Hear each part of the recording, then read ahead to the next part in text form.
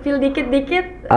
Mungkin kalau dikit-dikit ya, kami nanti mau bikin kampanye besar-besaran. Rencananya kampanye tentang lingkungan dan kebersihan di luar sekolah. Oh, di luar sekolah? Iya. Insya Allah nantinya bakal duta literasi. Oh.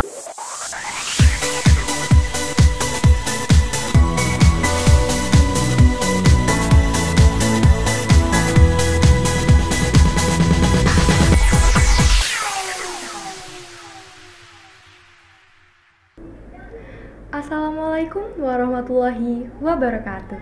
Halo Sobat Jubel, kembali lagi di podcast Jubel Inspiratif yang selalu menghadirkan tamu-tamu yang menginspirasi. Bersama saya Latifah Anissa, Duta Literasi SMA Plus Negeri 17 Palembang, tahun pelajaran 2023-2024. Nah, Sobat Jubel, seperti episode-episode podcast Jubel sebelumnya, tentunya kita selalu mengundang tamu-tamu atau tokoh-tokoh yang menginspirasi. Nah, pada kesempatan kali ini kita mengundang Ketua Duta Cinta Lingkungan SMA Plus Negeri 17 Palembang. Waduh, keren banget ya. Yuk kita sapa. Halo Faras. Ya, halo Latifah dan Sobat Jubel TV. Boleh Faras perkenalan sama Sobat Jubel? Halo semuanya, aku Muhammad Faras. Di sini aku menjabat sebagai Ketua Duta Cinta Lingkungan di SMA Plus Negeri 17 Palembang. Aku udah di Ducil ini udah 2 tahun. Sebelumnya aku cuma anggota, tapi tahun ini alhamdulillah aku diamanahin untuk menjadi Ketua Duta Cinta Lingkungan. Waduh, keren banget ya Sobat Jubel. Berarti Faras ini orangnya sangat mencintai lingkungan, betul Faras? Insya Allah. Oke. Nah, gimana sih, boleh dong Faras ceritain gimana awal mulanya Faras bisa jadi Ketua Ducil? Awal mulanya itu sebenarnya untuk jadi ketua itu kita tuh mencalonin diri. Awalnya tuh dari kelas 10. Kelas 10 itu ketua yang lama nanya, siapa di antara kalian yang mau ngelanjutin kerja kakak sebagai Ketua Duta Cinta Lingkungan? Itu Kak Zudi nanya. Kak Zudi, ya. Pas itu aku masih kayak bingung, Ketua Duta Cinta Lingkungan, boleh nggak ya, masuk nggak ya? Tapi aku nyoba aja kan, nggak tahu, alhamdulillah rezeki aku dapat, alhamdulillah jadi Ketua Duta Cinta Lingkungan. Jadi Sobat Jubel, Faras itu percaya sama dirinya itu bisa. Mungkin Sobat Jubel juga kalau misalnya mau mencalonkan diri sebagai ketua atau sebagai anggota, itu kuncinya percaya diri ya Faras? Iya, percaya diri. Percaya diri dan tentunya usaha ya? Iya, diiringi juga dengan doa tentunya. Kan Faras sudah jadi ketua Ducil nih. Iya. Nah, pasti Ducil juga nggak akan berjalan kalau nggak ada anggotanya nih. Iya, benar. Nah, gimana sih proses pemilihan anggota Ducil ini? Untuk pemilihan anggota dari Ducil ini, pertama itu kami melakukan sosialisasi dulu. Ini pertama sosialisasinya itu kelas 10. Yang kelas 10 itu kami ke perkelas. Ada perwakilan dari Ducil yang inti yang sudah terpilih. Oh, aku jelasin dulu ya awalnya. Ducil ini awalnya itu terpilihnya aku dulu sebagai Ketua Duta Cinta Lingkungan. Setelah itu dipilihlah wakil 2, terus sekretaris dan bendahara.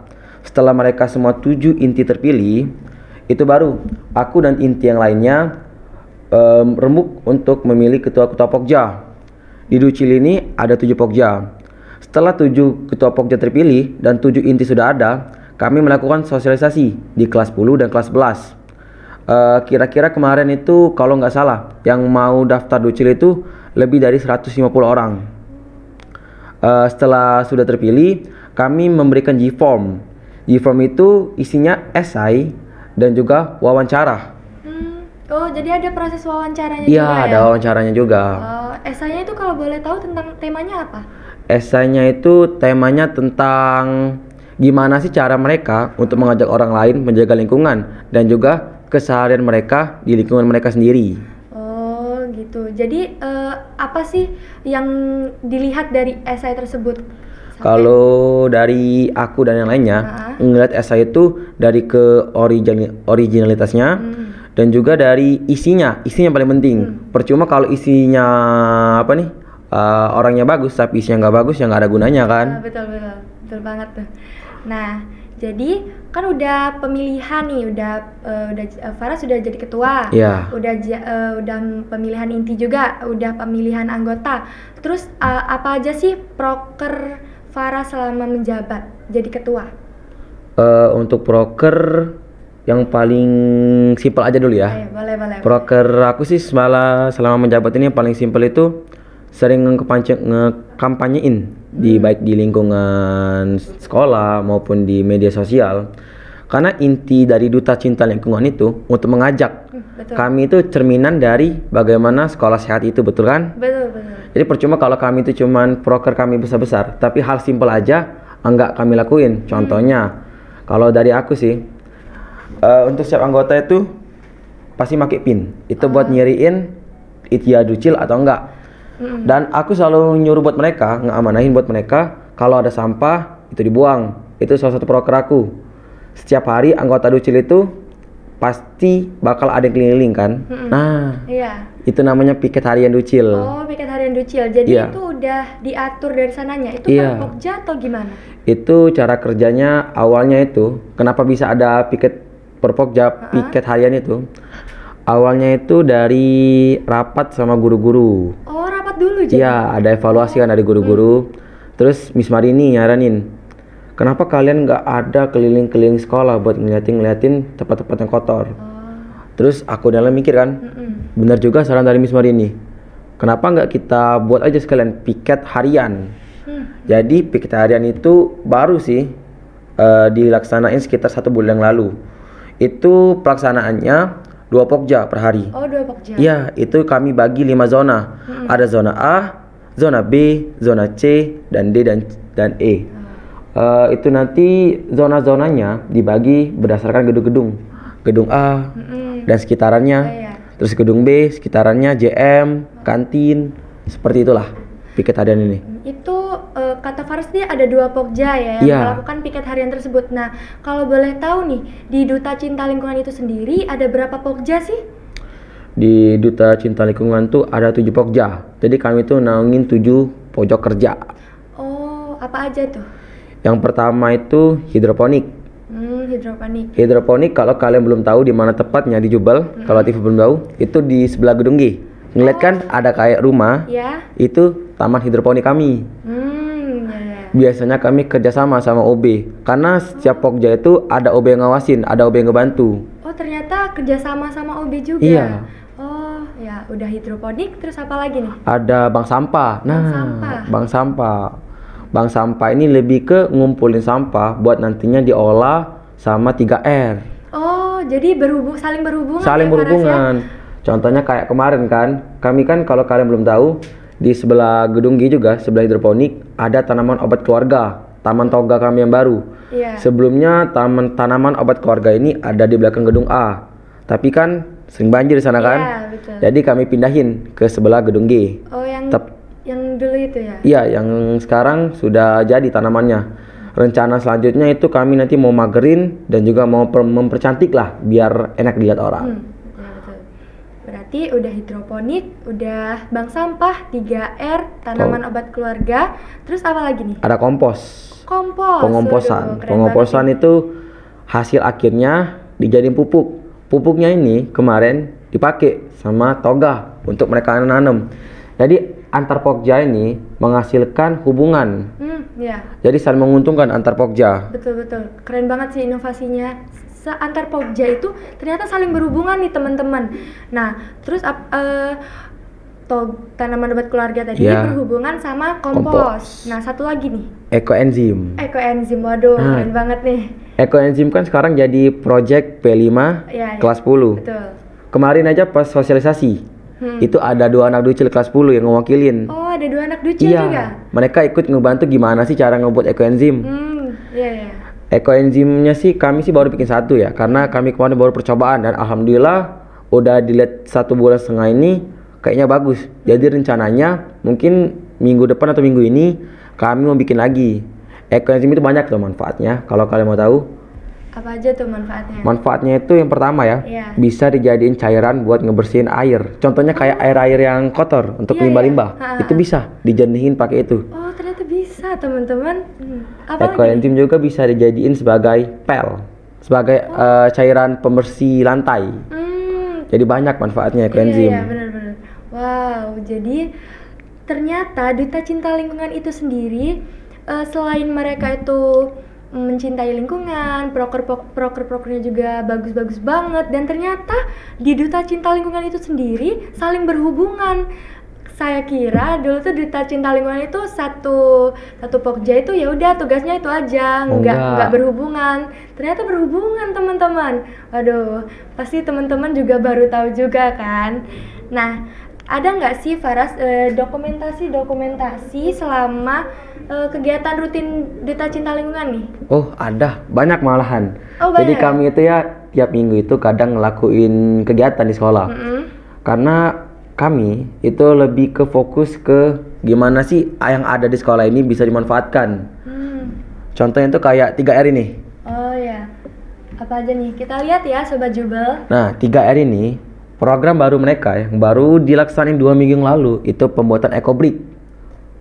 Ini sampah-sampahnya, botol-botolnya dikumpulin dari di asrama maupun di lingkungan sekolah. Jadi ini merupakan ide yang sangat-sangat bagus.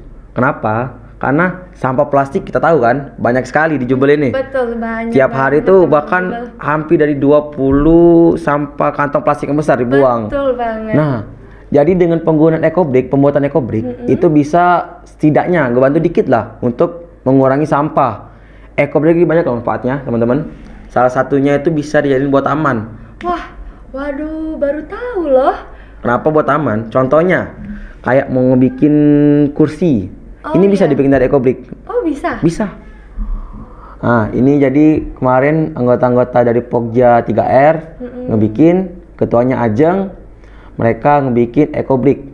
Kemarin sih baru dapat sekitar 20-an botol.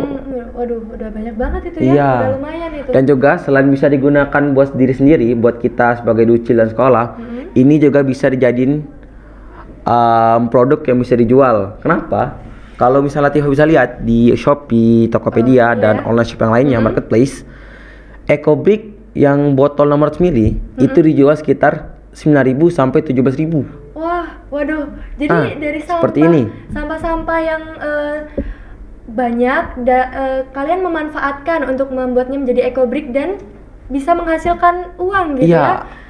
Jadi ini sangat bermanfaat. Sekalian mengurangi sampah dan juga bisa menghasilkan uang. Betul. Alternatif yang bagus banget nih. Selanjutnya itu setelah buat ini rencananya awal semester 2 nanti itu, tapi karena sekarang mungkin udah mepet, udah banyak ujian mugem, project. Betul banget. Sibuk banget. Iya, rencananya nanti kami mau bikin dress. Kalau dress dari sampah. Waduh, keren banget. Dari plastik. Kalau kalian udah lihat kan di perpus itu ada kan gaun? Oh iya, yang di atas itu. Iya. Oh iya. Itu dulu memang dari Ducil yang buat, dari Ducil angkatan atas. Kalau nggak salah angkatan di bawah naungannya Bu Ria kalau nggak salah. Jadi sekarang kami masih nyari lah desain-desain yang cocok buat gimana sih bikin dress dan gaun yang bagus dari sampah plastik. Wow, keren banget nih inovasinya Sobat Jubel. Selain mereka membantu untuk mengurangi sampah, mereka juga ternyata bisa menghasilkan uang loh dari sampah. Nah, selanjutnya ada apa lagi nih? Ada bank sampah. Oh, ada bank sampah. Kita lihat juga ya Sobat Jubel.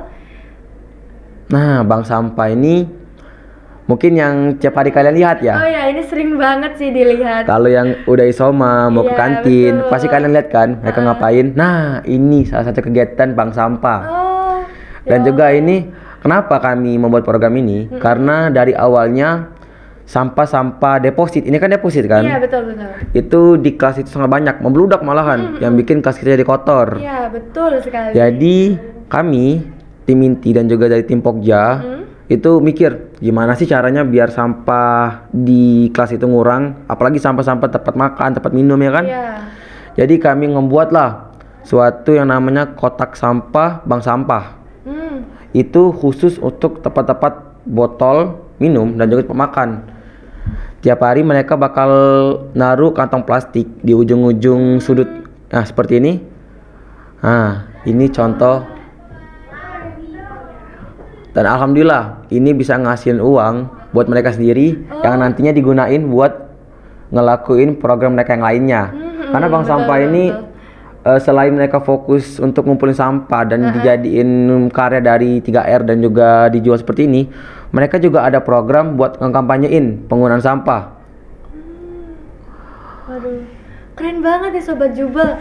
Wow, memang kalau misalnya kita sebagai siswa, saya juga sendiri pribadi kalau misalnya abis makan dari kantin itu, waduh jauh banget nih kantin. Kadang males, kadang banyak juga nih tumpukan tumpukan wadah-wadah makan di belakang. Kalau setiap ditanya, kok nggak dibalikin? Kenapa? Males, kantin jauh. Nah, ini nih Ducil nih ternyata ngebantu banget. Inovasi kami insya Allah bakal ngebantu lah sama kita di SMA 17. Selanjutnya ada ekoenzim yang tadi dijelasin kan. Ini kan juga sesuai dengan project P5. Iya. Nah, ternyata udah dibikin. Udah dibikin? Iya, ternyata udah dibikin minggu lalu kalau nggak salah. Aku lupa. Minggu lalu itu pembuatan ekoenzim lagi. Nah, Aat, Duta Literasi kan? Iya, oh iya. Nah, teman kita Mushab atau yang akrab dipanggil Aat juga ternyata merupakan bagian dari Pokja ekoenzim sendiri ya. Dia ini suka ngasih ide-ide loh ke kami. Ide-ide kayak kemarin dia baru ngechat pembuatan kompos. Oh, kompos. Iya, padahal dia ekoenzim. Jadi sangat ngebantu lah. Nah, ini ekoenzim. Ekoenzim itu tuh kalau kami buat itu dari kulit-kulit bekas buah dan juga sayur-sayuran masih bagus. Jadi bukan ekoenzim yang hasil dari sisa-sisa sayuran yang busuk. Karena kalau busuk itu hasilnya nggak bagus, jelek, malah gagal. Jadi kami lebih milih buat cari kulit-kulit buah dan sayur masih fresh. Seperti ini contohnya. Kalau kalian mau tahu, pembuatan ekoenzim itu sendiri membutuhkan 4 alat sebenarnya cuman. 4 bahan dan alat. Air, molase, kulit-kulit dan juga galon. Waduh, simple banget ya. Simple banget sebenarnya. Bahkan kalian bisa ngebuat di rumah lo. Hitung-hitung buat ngebantu lah sampah-sampah organik di rumah kalian. Iya, ini kan termasuk sampah dapur juga ya? Iya, sampah dapur. Kayak gini kan, contoh pembuatannya. Iya. Ekoenzim, udah kan? Aduh, keren banget nih Sobat Jubel. Ternyata ekoenzim ini dapat mengurangi sampah-sampah dapur, yang mana itu pasti banyak banget ya. Dan di 17 ini kan ada asrama, ada dapur juga. Berarti bisa membantu juga nih, bisa membantu sampah-sampah dari dapur itu juga sendiri. Iya, benar. Selanjutnya itu ada rumah anggrek. Rumah anggrek? Iya, rumah anggrek. Rumah anggrek ini tempatnya itu ada di depan gedung A. Kayak rumah kan? Kayak rumah beneran kan? Iya, betul. Nah, jadi yang baru kami lakuin itu baru ngebersihin karena sebelumnya itu kotor banget. Dan dibantu juga sama pokja-pokja yang lain kemarin buat ngebersihin. Nah, ini pas kami ngebersihinnya, rencana kami selanjutnya kami mau membeli bibit-bibit anggrek yang lainnya. Buat di apa? Buat ditaruh di tiap-tiap kelas rencananya nanti. Oh, di tiap-tiap kelas? Iya. Waduh, rumah anggrek ini aja udah cantik, apalagi kalau misalnya bunga anggreknya ini ditaruh di tiap-tiap kelas. Pastinya tambah cantik banget sih. Iya, pastinya. Ya, selanjutnya itu ada Pokja Toga. Tanaman obat keluarga. Nah, Toga ini paling sibuk kerjanya sebenarnya di Ducil. Paling sibuk. Ngapain aja nih? Udah 2 bulan ini mereka terus nggarap yang namanya tanaman obat keluarga. Ini itu ya, lengkuas. Ya, lengkuas. Jadi tanaman mereka ada lengkuas, lidah buaya, jahe, dan banyak macam lainnya. Nah, ini contohnya. Itu bisa dilihat ada di sebelah gedung G. Kalau kalian mau ngeliat atau gimana sih penanaman tanaman obat keluarga, ini contohnya. Ini rencana nanti mau dikasih pagar sih, karena kan waktu. Iya. Kita masih sekolah biasa, jadi agak susah. Mungkin itu aja sih pokja-pokja yang ada di Ducil. Jadi teman-teman, ternyata Ducil ini nggak cuman tentang sampah, tentang lingkungan, tapi mereka juga nyari gimana sih alternatifnya biar ngurangin sampah, gimana sih alternatifnya biar membantu juga permasalahan di sekolah. Contohnya kayak wadah makan tadi ya, Faras. Iya. Dan terus juga gimana caranya mereka tuh bekerja tapi mereka dapat cuan. Iya, betul. pastinya. Dan cuan ini bukan kami nikmatin. Kami nanti mau bikin gebrakan yang besar rencananya. Apa Insya tuh? Allah. Boleh di-spill dikit-dikit? Mungkin kalau dikit-dikit ya, kami nanti mau bikin kampanye besar-besaran. Rencananya kampanye tentang lingkungan dan kebersihan di luar sekolah. Oh, di luar sekolah? Iya. Insya Allah nantinya bakal duta literasi. Oh, kita tunggu ya Sobat Jubel ya. Nah, kalau kita udah kenalan sama pokja-pokjanya, itu tuh kalau kegiatan rutin pokjanya itu setiap hari apa? Atau setiap sekolah atau Sabtu Minggu juga pas hari libur? Jadi kegiatan rutin pokja itu dilakuin bukan rutin sih, tapi lebih ke mana pokja yang mau kerja itu biasanya Sabtu sama Minggu datang. Karena kami kan juga ada anak kelas 10 kan. Iya, betul, anak kelas 10 hari Minggu asrama. Jadi kami prioritasin buat hari Sabtu untuk ngelakuin program-program kerja pokja. Berarti di Ducil ini sendiri juga belajar untuk memanajemen waktu ya Faras ya? Iya bener. Keren banget nih. Nah, terus apa sih tantangan kalian buat mengkampanyekan kebersihan ini? Tantangan terbesar ya? Iya, betul. Kalau dari aku sendiri sih lingkungan sekolah. Jujur lingkungan sekolah kita ini kan merupakan adiwiyata mandiri kan. Betul. Udah sekolah sehat tingkat nasional. Bahkan dijulukin orang Green Campus, sekolah hijau. Tapi sayangnya banyak orang-orang itu tuh kayak menyepelekan sampah. Betul. Aku sering loh ngekampanyein bersih-bersih. Itu kalau kalian lihat kan ada kan kami yang ngetek Jubel update buat di repost. Betul. Itu tujuannya cuma satu, buat ngurangin sampah-sampah yang paling kecil lah ya. Kita bisa contohkan itu di laci-laci sekolah, laci-laci kelas. Itu memang sih sampahnya sekarang udah ngurang. Kalau sebelumnya itu agak banyak sampahnya, bahkan bisa dibilang kotor tiap kelas. Iya, betul. Jadi kami tuh bikin gebrakan lah gimana sih caranya buat kelas-kelas itu bersih. Kalau nggak bisa bersih, setidaknya nggak kotor. Ya. Kayak pas kalau jam-jam isoma itu biasanya anak-anak Ducil tuh keliling kelas katanya. Iya. Mana sampah itu ya. Itu pokja mana tuh? Itu tiap pokja. Yang tadi udah dibilangkan di awal, itu tiap hari ada 2 pokja yang keliling-keliling tiap kelas dan tiap gedung-gedung sekolah untuk ngeliat apa aja sih yang kelas ini lakuin, terus di foto-foto. Itu nanti fotonya bakal dikirim ke ketua kelas dan wali kelasnya untuk diperingati. Itu sih simple gebrakan kami itu. Karena kami tuh pengen ngeciptain kelas yang nyaman untuk belajar. Betul. Pastinya juga kalau misalnya kelas kita kotor, banyak sampah, kita tuh nggak nyaman kan Ya kalau pastinya. belajar. Betul.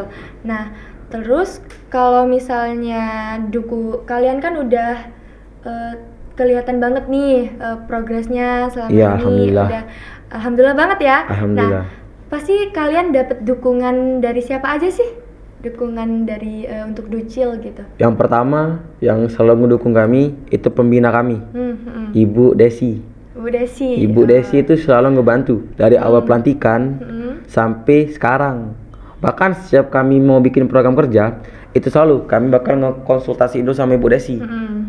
Pelantikan bahkan ya, pas pelantikan kemarin itu Ibu Desi loh yang bikin teks-teksnya.